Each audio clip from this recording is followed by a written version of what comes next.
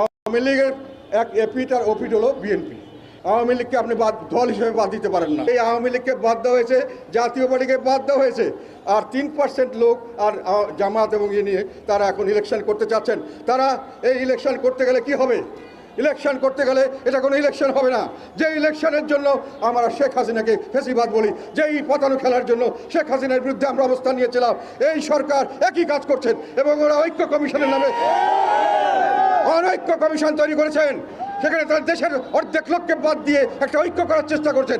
এইটা একটা আমি মনে করি বড় ধরনের ষড়যন্ত্র, এবং বাংলাদেশের মানুষ 2 মিনিট লাগবে না এইরকম পাতানো খেলার রাজনীতি, যে খেলায় আমাদের নেতা, আমাদের চিফ অ্যাডভাইজার যেটা বলেন যে আমার নিয়োগদাতা কিছু মানুষ, এবং তাদের আবার কিছু বড় জামাত ইসলাম বলে তাদের নিয়োগদাতা নাকি আবার জামাতকে তারাই নাকি এই ছাত্রদেরকে সব রকম সুযোগ